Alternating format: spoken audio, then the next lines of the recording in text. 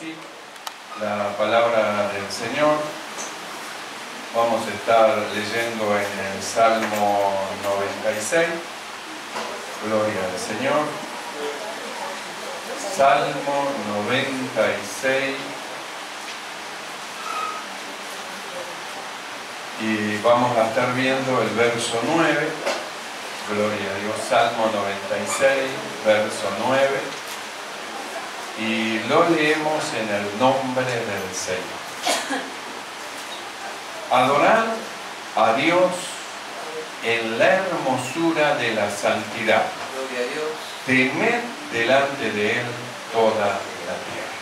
Oramos. Amado Señor, te damos gracias.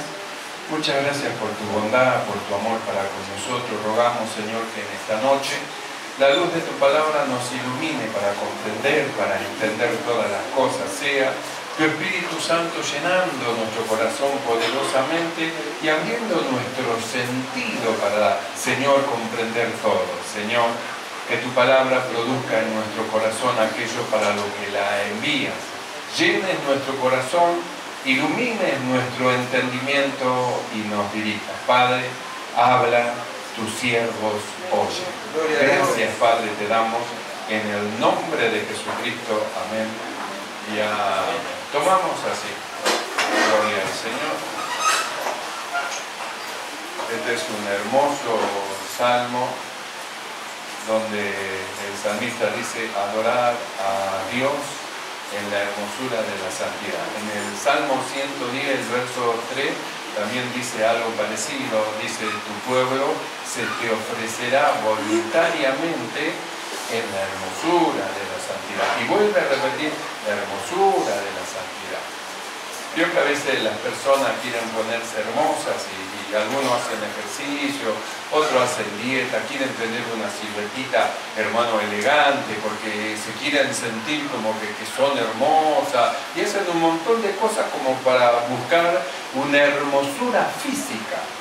Pero cuando el Señor habla en este pasaje, no habla de una hermosura física, sino que es de otra hermosura. Porque lo que para los hombres puede ser hermoso, puede que para Dios no lo sea. Y lo que para los hombres puede que no sea hermoso, puede que para Dios sí lo sea. Y acá habla de una hermosura que no se trata de lo físico. No se trata si es alto o bajo, gordo o flaco. No se trata si es musculoso o no tiene ningún músculo. Sino que se trata de una hermosura que Dios es el que la ve, que Dios es el que la percibe. Y dice, hermano, el salmista: adoren a Dios en la hermosura de la santidad. Quiere decir que hay una hermosura con la cual nosotros tenemos que presentarnos, y no se trata de una hermosura física, de una hermosura, hermano, que se ve, sino que se trata de una hermosura que Dios ve y que tiene que ver con la pureza de la persona que sirve a Dios. Tiene que ver con la pureza. Gloria a Dios. Para el servicio en el Antiguo Testamento, los sacerdotes tenían que santificarse. Si no se santificaban, no podían hacer un servicio para el Señor. Entonces el Señor, nuestro Dios, le dio una forma y una manera para que ellos se santifiquen. Porque si no se santificaban, lo opuesto a la santificación, a lo santo, es el pecado. Entonces usted piense, ¿cómo puede alguien, siendo nuestro Dios, un Dios santo, servir a Dios en pecado? ¿Qué puede producir alguien que sirva a Dios en pecado? ¿Qué puede producir? No puede producir nada. ¿Por qué? Porque su vida no es correcta, no está correcta para el servicio como Dios pide que se haga, entonces no puede producir nada. Por eso, hermano, el salmista dice que hay una forma de adorar, y él dice: en la hermosura de la santidad. Porque la adoración es, hermano, como un sacrificio para Dios. Dice sacrificio, dice da sacrificio de alabanza. Entonces la alabanza, hermano, es como un sacrificio para Dios. Ahora, ¿qué sacrificio será aquel dada, hermano, por un hombre lleno de pecado? ¿Cómo puede recibir Dios una ofrenda así? Se le podrá ofrecer, pero el hecho que se le ofrezca no significa que Él la reciba. No significa que Dios va a recibir lo que yo le estoy ofreciendo. Entonces hay una manera de ofrecer el sacrificio y hay una manera de adorar y hay una manera de ofrecerse para Dios, para su servicio voluntariamente, y la manera y la forma es en la hermosura de la santidad. No hay otra manera ni hay otra forma. Entonces, para que los sacerdotes, para que los hombres que se acercaban a adorar, a administrar las cosas santas de Dios, porque Dios es un Dios santo, entonces ¿qué hizo Dios? Dios le dio un rito, le dio una manera, le dio una forma para que de los hombres sean perdonados su pecado y ellos, mediante el perdón, se puedan acercar a Dios. Porque acercándose a Dios, hermanos, sin el perdón y en su pecado, podían ser destruidos. Por eso, ¿qué sentido tiene servir a Dios en pecado? No tiene ningún sentido. ¿Por qué? Porque Dios no recibe ni la alabanza, ni la adoración, ni lo que sea. ¿Por qué? Porque Él justamente quiere una adoración en la hermosura de la santidad. En el libro de Éxodo, capítulo 29, verso 21, dice lo siguiente: y con la sangre que estará sobre el altar y el aceite de la unción, rociarás sobre Aarón, sobre sus vestiduras, sobre sus hijos y sobre las vestiduras de estos, y él será santificado, y su vestidura y sus hijos y las vestiduras de sus hijos con él. Entonces, cuando usted lee el libro de Éxodo, capítulo 29, entonces usted encuentra que Dios le dio un rito, una manera, una forma para que ellos se santifiquen. Tenían que sacrificar el animal y luego tomar de esa sangre, y con esa sangre ungir el lóbulo derecho del sacerdote, ungir el pulgar derecho, ungir el pie derecho, rociarlo con la sangre. Entonces, todo ese rito lo llevaba a una santificación, es decir, a presentarse delante de Dios como Él quería. Pero el hecho de presentarse delante de Dios como Él quería no era suficiente. Hacía falta más todavía, más allá de lo que ellos con su rito podían hacer. En el libro de Éxodo, capítulo 29, verso 43, dice lo siguiente: allí, dice Dios, me reuniré con los hijos de Israel, es decir, en la puerta del tabernáculo donde iban a estar el Levita. Allí me reuniré con los hijos de Israel y el lugar será santificado con mi gloria. Y santificaré el tabernáculo de reunión y el altar. Santificaré asimismo a Aarón y a sus hijos para que sean mis sacerdotes. Entonces nosotros miramos un rito, una manera para acercarse a la manera y a la forma que Dios quería que se presenten delante de Él. Y luego dice que Él los iba a santificar. ¿Vio? Hay un pasaje en la Biblia donde dice: procura presentarte a Dios como obrero que no tiene de qué avergonzarse, que traza bien la palabra de Dios. Entonces, esto significa, hermano, que procura con toda pureza servir al Señor, presentarse delante de Dios, y eso habla de su esfuerzo humano, de su manera humana de presentarse como Dios quiere. Pero hay una santificación que no tiene que ver con el esfuerzo propio, sino que tiene que ver con la presencia de Dios. Gloria a Dios. La presencia de Dios. Nosotros miramos al apóstol Pablo, y el apóstol Pablo, él dice que era irreprensible.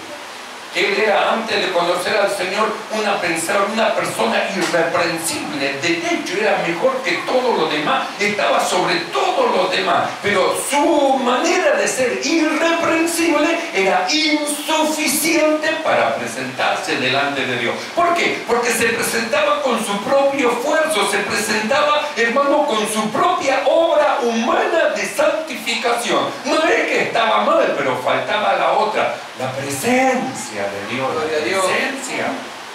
¿De qué sirve que alguien diga, no, yo no adultero, no fornico, no miento, no esto, no lo otro? Bien, gloria a Dios, así debe de ser todo cristiano. Pero ¿y la presencia de Dios? ¿Y la presencia? Porque si no está la presencia, ¿cómo va a haber santificación? Tiene que estar la presencia. Por eso es que lo que hizo Dios con lo que hemos creído nos llevó a una forma de santificación y a una manera, hermano, de tal manera que nosotros, siendo llenos del Espíritu Santo, seamos templo del Espíritu Santo. Y si somos templo del Espíritu Santo, porque el Espíritu de Dios está en nosotros, entonces está la santificación. No por nosotros, por lo que está metido adentro. Por lo que está metido dentro de nosotros. Entonces nosotros miramos el rito, que era el correcto: presentarse, ungir las orejas con la sangre como estaba establecido, ser rociado, que estaba correcto, era la santificación. Pero después dijo Dios, yo voy a ir y mi gloria los va a santificar. La gloria de Dios. Por eso miramos a Pablo. Antes de conocer al Señor, recto. ¿Quién como él? Nadie le ganaba. Justo, recto, derecho, todo lo que la ley exigía, él en lo posible trataba de trazar todo correctamente. Eso estaba bien, pero no estaba la gloria de Dios en él.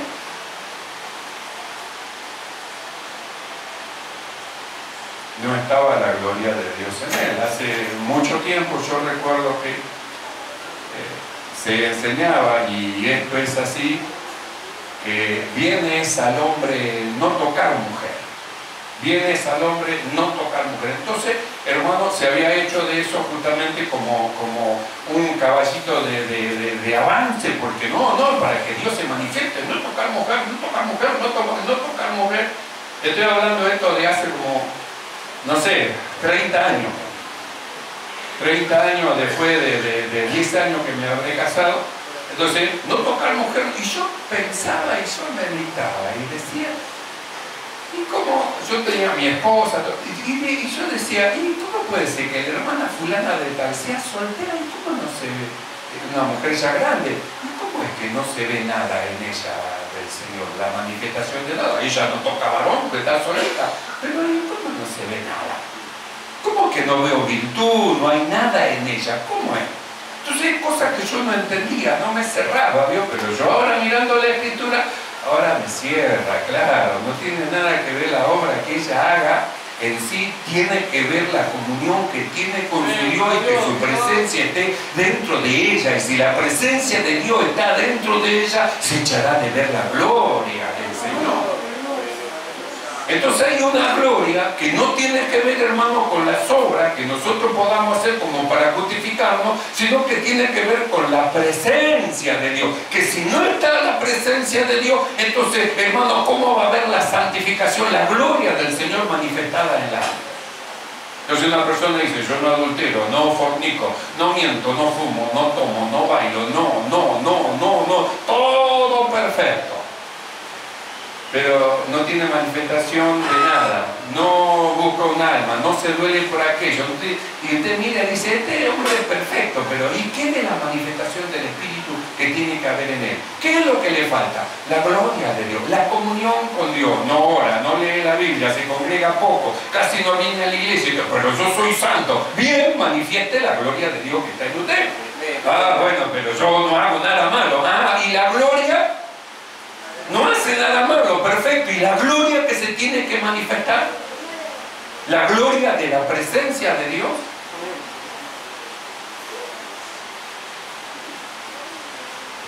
En el libro de Pedro, primera de Pedro, capítulo 1, verso 14, dice lo siguiente: como hijos obedientes, no os conforméis a los deseos que antes tenían estando en vuestra ignorancia, sino como aquel que os llamó es santo, sed también vosotros santos en toda vuestra manera de vivir. Porque escrito está, sed santos porque yo soy santo. Entonces, dice, sed santo porque yo soy santo. ¿Qué es lo opuesto a ser santo? Ser un pecador. Entonces una persona pecadora no es una persona santa. ¿Por qué? ¿Qué es pecado? Justamente pecado es cualquier acción, sentimiento, pensamiento que vaya en contra de las normas de Dios. Cualquier acción. Entonces, ¿cómo se llama eso? Eso se llama pecado. Entonces, ¿qué es lo opuesto de ser santo? El pecado. La desobediencia a lo que Dios dice, eso es pecado. Ahora, nosotros miramos, ¿cómo vamos a ser santos si nosotros tenemos una vida de pecado? ¿Cómo vamos a poder nosotros adorar a Dios en la hermosura de la santidad si el pecado va en nuestro hombro o a nuestra cabeza, llevándonos, gobernándonos, dominándonos? Entonces nosotros miramos a Israel, Israel tenía rito. Miramos al gentil, nosotros los gentiles, ¿y qué tenemos nosotros para la santificación? Porque al gentil no le dio que guarde la ley para santificarse, pero le dio otra cosa que a lo que hemos creído nos lleva hacia la santificación. En 1 Corintios, capítulo 1, verso 30, el apóstol Pablo dice lo siguiente: mas por él estáis vosotros en Cristo Jesús, el cual nos ha sido hecho por Dios sabiduría, justificación, santificación y redención. Entonces nosotros miramos, en el Antiguo Testamento tenían los ritos para la santificación y la gloriosa presencia, la gloria de Dios que los iba a santificar y los santificaba. Y en el Nuevo Testamento nosotros, que no somos judíos, sino que somos gentiles, el apóstol Pablo, él dice bien clarito que Dios para nosotros hizo algo para que seamos santificados. Justamente dice que Cristo, Dios hizo, ha hecho Dios a Cristo para nosotros sabiduría, justificación, santificación. Quiere decir que hay una manera que nosotros podemos santificarnos. Porque si nosotros no somos santificados, entonces estamos en nuestros pecados. Y si estamos en nuestros pecados, estamos separados de la presencia de Dios y estamos separados de adorar a Dios en la hermosura de la santidad. Y no podremos ofrecernos voluntariamente en esa hermosura de la santidad porque no nos vamos a poder acercar a Él. Hay un pasaje que dice: sin santidad ninguno verá al Señor. Entonces nosotros vamos a esa palabra santidad y que tiene que ver justamente con santo. Usted busca santidad y dice calidad o estado de santo. Es decir, ¿qué es un santo? Es una persona, es algo separado para Dios, que está separado para Dios y habla de una pureza en la conducta de la persona. Una pureza de pensamiento, una pureza de palabra. No va a encontrar una sola mala palabra que salga de la boca de él, porque sus labios justamente son santos, son para Dios. No va a encontrar un solo pensamiento malo en su mente, porque él lo rechaza. Su pensamiento es para Dios. Entonces cuando él alaba y cuando él canta y cuando él sirve, entonces está sirviendo a Dios en la hermosura de la santidad, y Dios ve con agrado eso. Recibe con agrado la adoración, recibe con agrado la alabanza, recibe con agrado el servicio, porque Dios ve una hermosura, la hermosura de la santidad. Entonces el apóstol Pablo, él dice: mas por él estáis vosotros en Cristo Jesús, el cual no ha sido hecho por Dios sabiduría, justificación, santificación y redención. Entonces, ¿quién es nuestra santificación? Cristo. ¿Por qué es Cristo nuestra santificación? Ahora vamos a ver.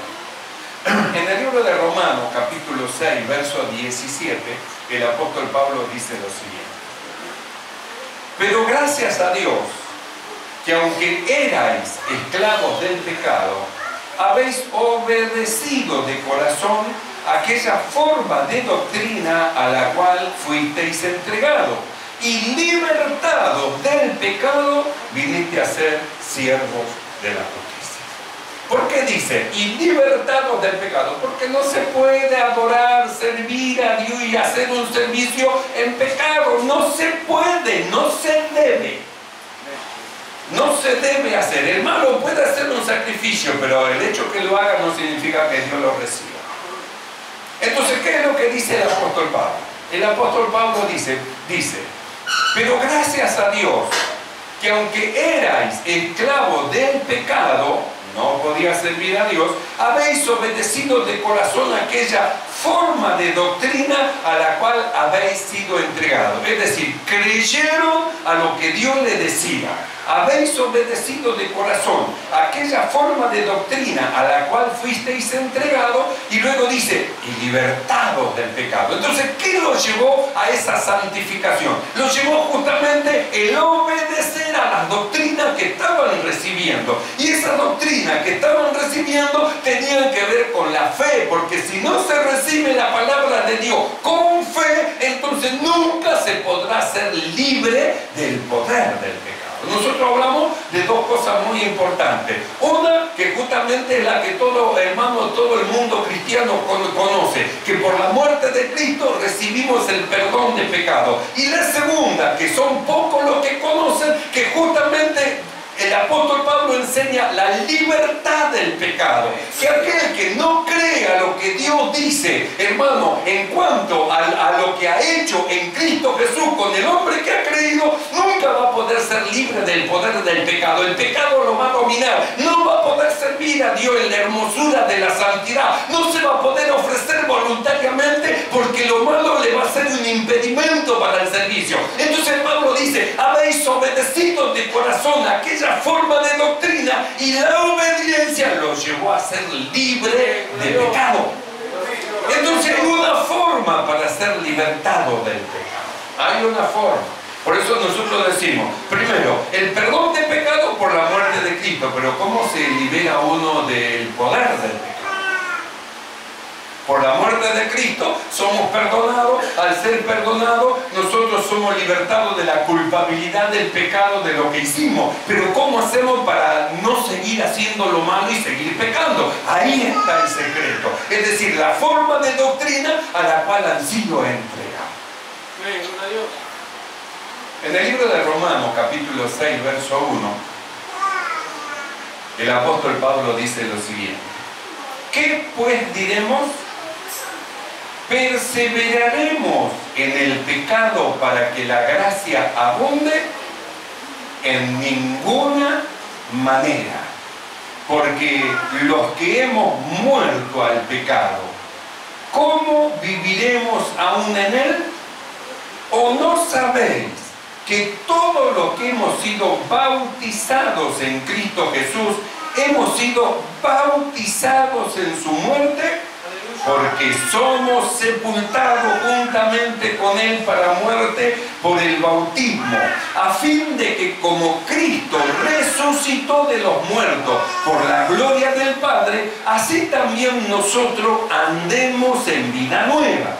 Porque si fuimos plantados juntamente con Él en la semejanza de su muerte, así también lo seremos en la de su resurrección, sabiendo esto, que nuestro viejo hombre fue crucificado juntamente con Él, para que el cuerpo del pecado sea destruido, a fin de que no sirvamos más al pecado. Porque el que ha muerto ha sido justificado del pecado. Y si morimos con Cristo, creemos que también viviremos con Él, sabiendo que Cristo, habiendo resucitado de los muertos, ya no muere. La muerte no se enseñorea más de Él, porque en cuanto murió al pecado, murió una vez por todas. Mas en cuanto vive, para Dios vive. Así también vosotros, consideraos muertos al pecado, pero vivos para Dios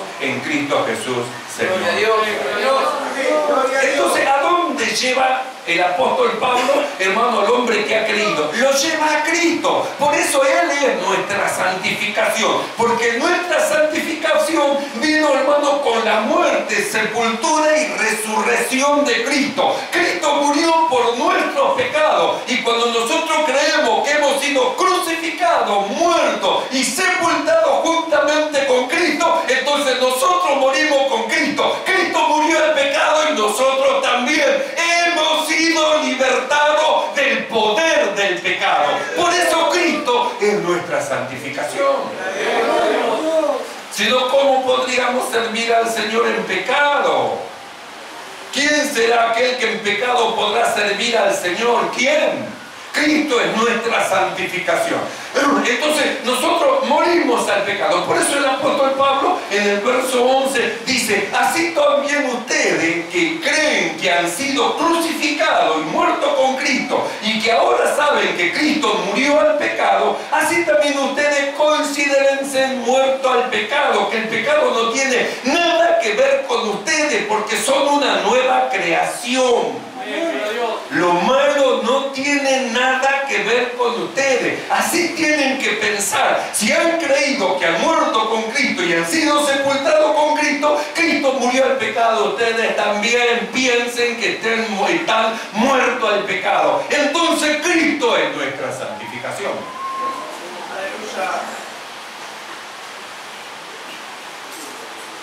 Entonces esto tiene que ver con la fe, con lo que nosotros creemos. Porque el que no cree que está crucificado con Cristo nunca va a poder ser libertado del poder del pecado. El pecado siempre lo va a dominar, lo va a llevar. Él cree que Jesús murió por él, pero él es enemigo de la cruz de Cristo. ¿Por qué es enemigo de la cruz de Cristo? Porque no quiere crucificarse con Cristo. Sabe que si se crucifica con Cristo, se crucifica a sus pensamientos, a sus ideas, a sus deseos, a sus intenciones como hombre, porque sabe que es crucificado con Cristo y ahí tiene que morir con Cristo y tiene que estar sepultado. Entonces su enemigo acérrimo de la cruz de Cristo. Entonces, ¿cómo podrás hacer un servicio a Dios? Nunca lo hará en la hermosura de la santidad. Aparentará un servicio a Dios. La pregunta es: ¿será que recibirá Dios el sacrificio de los impíos? Nunca recibirá el sacrificio de los impíos. Nunca lo recibirá. Por eso el verso 12 de este libro de Romanos, capítulo 6, dice así: no reine pues el pecado en vuestro cuerpo mortal. Si han creído que han sido crucificados y muertos con Cristo, no reine. El pecado es un intruso que quiere entrar y dominar, y ustedes no tienen que darle lugar porque están muertos. No tiene poder sobre de ustedes para llevarlo a hacer lo malo, porque ustedes han muerto, han sido sepultados con Cristo y son una nueva creación. Y donde han sido introducidos en el reino de Dios, el pecado es inactivo. Ese es el lugar donde nosotros hemos sido introducidos, en el reino de los cielos. Entonces Pablo dice así, verso 12 de Romanos 6: no reine pues el pecado en vuestro cuerpo mortal, de modo que le obedezcáis en sus concupiscencias, ni tampoco presentéis vuestros miembros al pecado como instrumento de iniquidad, sino que presentaos vosotros mismos a Dios como vivos de entre los muertos, y vuestros miembros a Dios como instrumento de justicia. Entonces el hombre cree, se apropia de todo lo que Dios dice, él toma ese pensamiento, se considera muerto al pecado, pone sus miembros al servicio del Señor, lo pone delante del Señor como instrumento de justicia. Entonces adora a Dios, y adora a Dios en la hermosura de la santidad. Por eso es que nosotros leímos: adorar a Dios en la hermosura de la santidad. Y el Salmo 110:3: tu pueblo se te ofrecerá voluntariamente en la hermosura de la santidad. Así que para nosotros tiene que ver con la fe, con lo que creímos. Y para los que creen, todo es posible. ¿Cuántos le creen al Señor? ¿Cuántos que le creen que están muertos al pecado? Deben creer, apoderarse de esta realidad y vivir una vida haciendo un servicio de adoración a Dios en la hermosura de la santidad. Esto para los que creen. Gloria a Dios. Nos ponemos de pie. Amado Señor, alabamos tu nombre, te ensalzamos. Te damos gracias, Señor, porque tú nos instruyes para que nosotros entendamos que nuestro servicio debe de ser en la hermosura de la santidad. Tu Espíritu Santo llene nuestro corazón. La luz de tu palabra nos ilumine para servirte en todas las cosas. Venga tu palabra, ilumine nuestro corazón. Gloria a y Dios. tu presencia poderosa nos santifique. Gracias, Padre, te damos. Muchas gracias por tu palabra en el nombre de Jesucristo. Amén y amén. ¿Y cuánto dicen gloria a Dios? Alabemos al Señor. Adorémosle en la hermosura de la santidad.